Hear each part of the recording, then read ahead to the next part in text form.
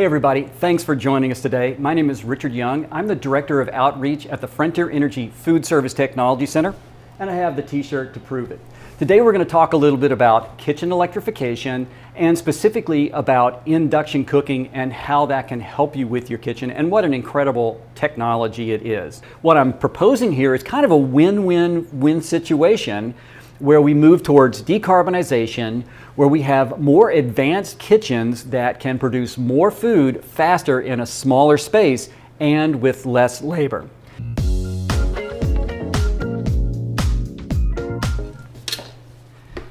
Here's a small countertop induction unit, and voila, I'm going to take the lid off for you. And what you can see, hey, how is this different from a gas range? This is a piece of electronics. So it's a completely different rethinking and remaking of how we look at the cooking technology and the heat transfer technology. As you look here at the guts of this unit, you notice this coil. This is what induction is all about. And when I move electricity rapidly through this coil back and forth, it creates an electric field that sits up about this high off of the coil. In this case, my field is an electromagnetic field. It's not a burning fuel. Let's talk about this top for a moment. And you'll notice that it's just a thin piece of glass. And you might be worried that this piece of glass would be easy to break, but it's not. It's a ceramic glass, and there is a UL test for shatter on these, and the test is to drop a bowling ball on it. So very tough. Now, does that mean somebody won't break one someday? It's food service. There's somebody out there that may be able to break this top, but the tops are not fragile. They are very, very tough. They're meant to stand up to some real impact. Let's do a little demo. I have my favorite vegetable. It's chocolate. I'm going to break it in two here, okay? And we're going to do a little chocolate melt test. So we'll put one piece here. Actually, I'm going to turn it down a little bit. I don't need it quite so high. I'm actually running on a percentage setting. And okay, I'll put the other piece here. And let's just see what happens. Now, if I'm telling the truth, the chocolate on the pan will melt and the chocolate on the surface, on the cooktop surface, will be exactly the same. And as you can see, it's starting to melt here and melt quickly, right? So this chocolate here, completely the same. Not a bit of melt, put my hand on it, no heat. This chocolate here, fully melted. The next thing I would like to do is talk a little bit about speed of operation. So what I have here is a little saucepan, and we're just going to pretend that we're going to saute, okay? So I'm going to put this on here. You hear the fans kick on. So I have my unit on 100%, got a little water in here. The power that I'm delivering right now to this pan would be equal to probably 2 of the biggest gas burners you could get, probably about 60,000 BTU per hour. So there's a lot of juice going into this. So you can see it's already starting to bubble up. And once again, all the heat is going into the pan. Let's get it, the boiling of water. Here we go. All right, I've got my pan, we're rocking and rolling. So you can, essentially the question that I'm trying to answer is, can I use this for saute? And the answer is yes. Now, let's do one more great parlor trick. I have a $10 bill here, and I'm going to stick it underneath this pan as it is boiling water. Now, if I took that $10 bill and stuck it underneath the pan on a gas range top, what would happen to my bill? It would be $5, $3, $2, 1 cent gone. And the same thing on a traditional resistance electric range top. If I stuck the bill under, it would be gone. But I have the bill underneath, the boiling water here, 212 degrees, and it's perfectly all right. And once again, that is because all the heat is generated in the pan. There is no heat generated from the cooktop, and the only amount of heat that comes back towards the cooktop is whatever temperature the pan is. So there's a safety factor here. We do this demo to really talk about safety. Anybody who works in the commercial restaurant, you know that at the end of a day in a regular restaurant with a gas range, I'm pulling the burners off, I'm flipping them over, maybe I'm poking holes in them. On my induction cooktop, this is what I do to maintain it, and I'm out of there. And now what I'd like to do is invite up Chef Drew to do the chef stuff, which is the wonderful, food, cooking, culinary part of this whole demonstration. Well, hey everyone, Chef Drew from Clover Valley Culinary here, and gosh, I've been cooking since I was 16 on gas, so it took a little nudging to get me over to learn a little bit more about induction cooking, but it's an amazing, huge difference. Right now, they say, you can't stand the heat, get out of the kitchen. Well, the beautiful thing is there's a lot less heat that's generated here. There's no fumes. Right now, I can turn this on. Right now, I'm not breathing carbon monoxide, formaldehyde, some of those other things. I guess I'm just going to come right out and dispel some of the myths. They talk about the electromagnetic field. Technically, you only need to be 12 inches away from the pan to not be affected by the electromagnetic field. If you're cooking on gas, the required distance is 20 feet. Even though the hoods are venting stuff, you're still getting a lot of that right in your personal space. So like Richard said, cast iron's great. Everyone knows it's magnetic. People say, oh my gosh, I got to go out and buy all new pots and pans. Buy a little magnet. This is the little elementary school magnet from science class. Bang, all right, if it sticks. But I'd say invest in a magnet first and test all the pots and pans in your kitchen. So I think that for me, some of the other things like searing a steak. Oh, you can't sear meat. Absolutely, you could sear and brown a piece of meat, okay? And the recovery rate is much cleaner and faster with induction when you put that piece of meat in the pan and get it to brown. And as you can tell, this is already hot, right? So today we're going to do the shishito peppers, which are really popular right now. They're in season. For me, these make a great snack even around like the football game, right? Everyone's watching football. Shishitos and beer, wonderful. Shishi, the name in Japanese, is lion's head. Kind of looks like a lion's head, but it looks more like the ground cherry peppers in Korea. They're all kind of wrinkled, but these are very, very popular. So people say, oh, you can't blister peppers. Yeah, you can blister peppers. There's a lot of different things you can do with induction. So we're going to get our pan hot. I'm just going to put in a little bit of fat and spread it around here. And we're going to do the peppers. So now we're going to put this in. Listen to this. Okay, we're going to put these in. These are getting nice and hot. So we're just going to blister some peppers. I grabbed that with my hand, but my hands are clean. All chef hands are clean. Okay. So we're putting these in. You can hear them popping, right? I mean, when you hear the sizzle, you hear them popping, we're blistering peppers. So I just really want to dispel those rumors, okay? And again, no heat. Look, okay? There's nothing here. Look at this, okay? And I'm blistering peppers. If I touch my cast iron stove, whoo, I'm telling you right now, you're going to burn your hand. Okay, because that's the thing with the shishitos is you want to get a nice blister, a nice crispness on the skin. We're kind of steaming the inside a little bit, so we have this wonderful balance of texture.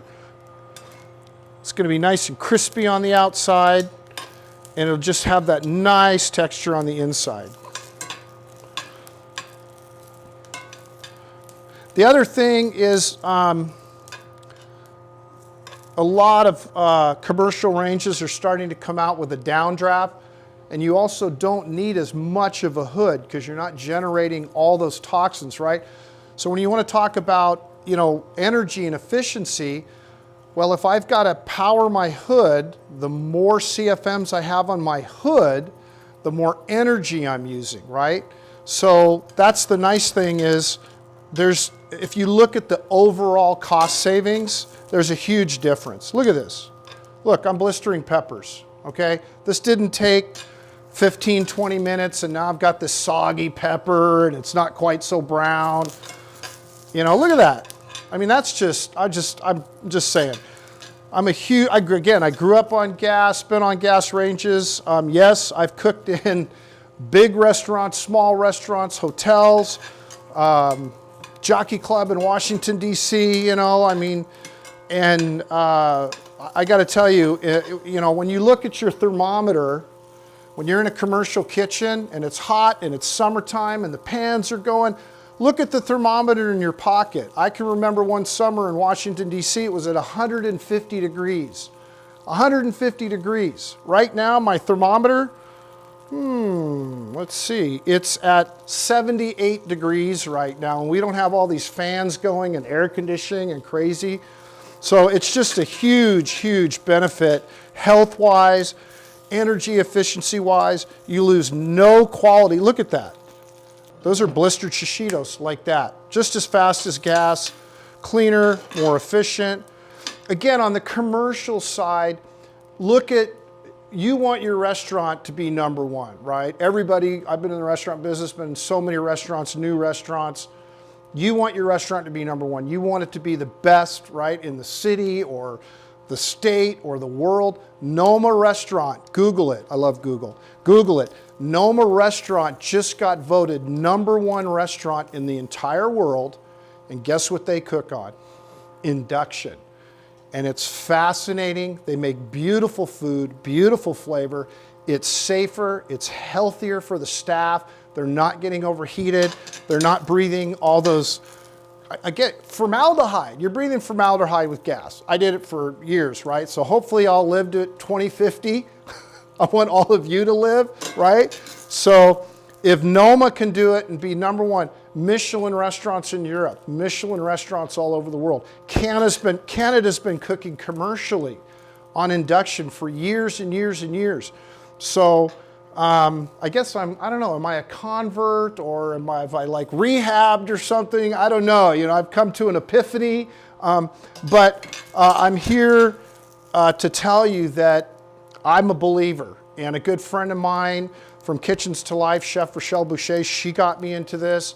I kind of poo-pooed it at first, and then we were doing these Zoom cooking shows together, and I'm just like, this is amazing, and the cleanup is easy. I'm sweating on my gas range. She's all calm, cool, and collective and looks great. I'm going, oh my gosh, I'm on camera. Do I wipe myself? You know, and even in a restaurant kitchen, a lot of restaurant kitchens now are exhibition kitchens, right? So the guests can see in the kitchen. They want to see the cooks and the chefs in there.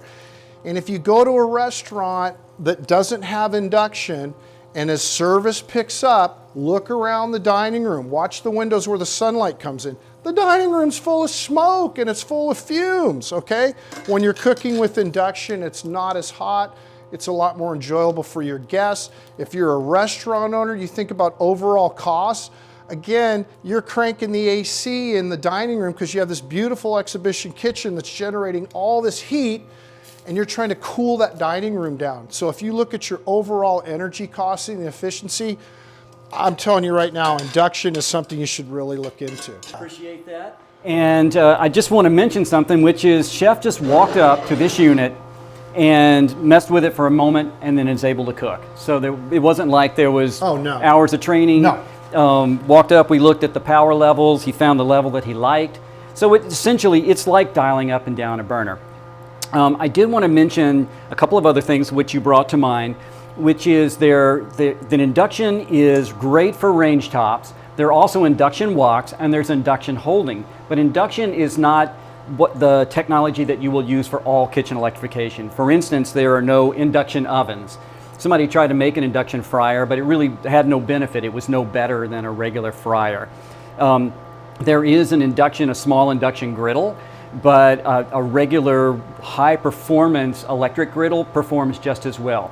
So when we talk about kitchen electrification, sometimes people say, I need an all-induction kitchen, and that's not the case. What you're really using is induction where you need it, and then electrification with the other pieces of equipment. So thank you so much, Chef Drew. This smells wonderful. Chef Judith, thank you. Welcome. Thank you. I will get out of your way.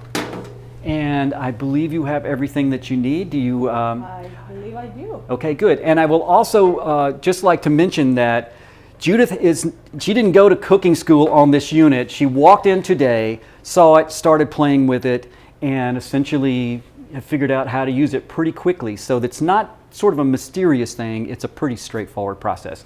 So over to you, and I'm looking forward to sampling afterwards.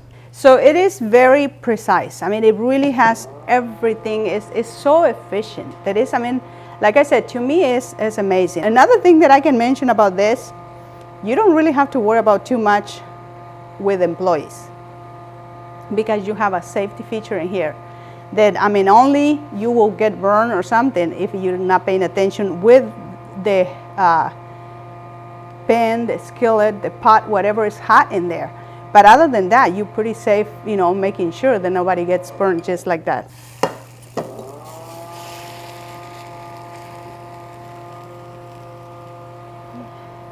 See, now you can see the color is a perfect temperature, okay? So once you get to the correct temperature that you have to play a little bit with it, but see, it didn't take me long before I realized that it was a little too hot, or I had to, you know, lower it right away and make sure that, you know, the color was perfect, because that's what we need. So after this crepe, I'm gonna do the chocolate because we're gonna put some chocolate in it. Without chocolate, nothing is good, right? Or without bacon, nothing is good in a restaurant. So I'm gonna move this one back here. I'm gonna go back to my chocolate. And I just have a little bit of water in this one because my top pot is too thin and I don't wanna make, you know, the chocolate to burn. So I wanna make sure that it stays at the correct temperature, but that's when I would use this, because in here, that can tell me exactly, you know, what temperature it should be to melt it.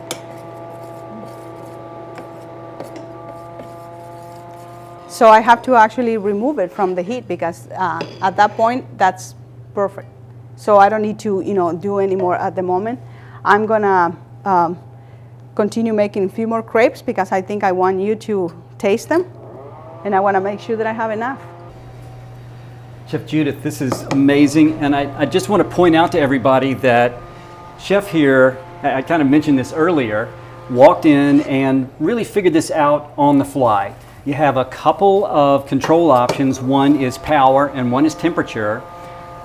We started out with the temperature, but then we've sort of been using the power, which is kind of like a gas range. And essentially, I've been watching you, Chef, and you're using this in the same way that you would use a gas range in many ways. It's not like you had to rethink everything. You essentially are just dialing up and down. You're getting direct feedback. I also want to say you're kind of humble because I've made crepes before, and I know that it's not an easy process, and I know that this is a cooktop you've just walked in on and a new pan you've never used. Right. And here you are making these beautiful crepes. The other thing that I really want to point out that I think is pretty amazing and is another real benefit of the induction cooktop is the uniformity. And so it's cool that you did crepes on the cooktop because that's a great way to show off the temperature uniformity. Omelets is another great way to show it off. So for example, at home when I would make crepes on my gas range or I make omelets on my gas range, I'm constantly having to do this. Right. You know what I mean? I'm constantly rotating the pan to even it out so that I get a uniform cook over the entire surface, because the burners are too hot on one side. You know, over time your burners just get out of whack. And you don't have that here. The electric field that comes off the coil is uniform. So you can put the pan in one position and everything is going to cook exactly the same at exactly the same rate of speed. And the best of it too is the controlling the temperature, because like I said, once you know the temperature, you always will have that temperature ready to go, and you never pass, you know, that, because the time comes to very limited. In a few minutes, you get, you know, things done. So yeah, I'm actually kind of happy that everything worked out, because I was a little nervous, I will say, you know, because everything is new. I mean, it was like, okay, I gotta make sure that. But at the same time, like Rich says, you know, I mean, it's challenging because I'm using everything that I don't have in my kitchen every day. So it makes a big difference, you know. And but I find that this is really efficient. I mean, I didn't feel uncomfortable using it. I just wanted to make sure that I learned the temperatures and I learned everything, and then I'm pretty, you know, confident about it. Adjust something, and like with the gas, you know, it's very challenging, because if it's the stove and the ovens are not calibrated the way they're supposed to, they just make a mess. You know, your stuff comes in burned in one side, or more crispy, or more cooked, and so it really doesn't have this precision in the temperatures. And this equipment does. All of this equipment here. This one you just wipe it out and it's clean. It's done. You know, you don't need to be smelling all these chemicals and everything that you breathe in as you're cleaning, because there's no need of that. Other and questions? as you can see me, how I touch this is hot. I mean, it's actually hot, but it's hot into where it's controlled. That I mean, I can feel safe to touch it. But of course, I'm not gonna, wait until I get burned or something, to keep that safe from it, because it gives you a heat that is not overheated, so you can safely touch it, and making sure that your food is not gonna burn, but you're not gonna burn yourself either. Like I have a few marks that those, especially when they have the flame coming over you, and I was like, oh my God, what happened there? So this is awesome. Yes, exactly. So I have some crepes in here that are ready to be tested. I can do some more with the chocolate, just so we can pass them to the back, and I like to see how do you like them. Yeah. So Chef Judith, thank you so much for the demo. We'll continue to make some crepes. We'll pass them out to the folks in the audience. We're sorry that everybody else couldn't be here today, but I'm sure they can come and taste your food. So that's good. This is, go find Chef and try the crepes, try the flans if you want to taste something really amazing. And thank you for joining us.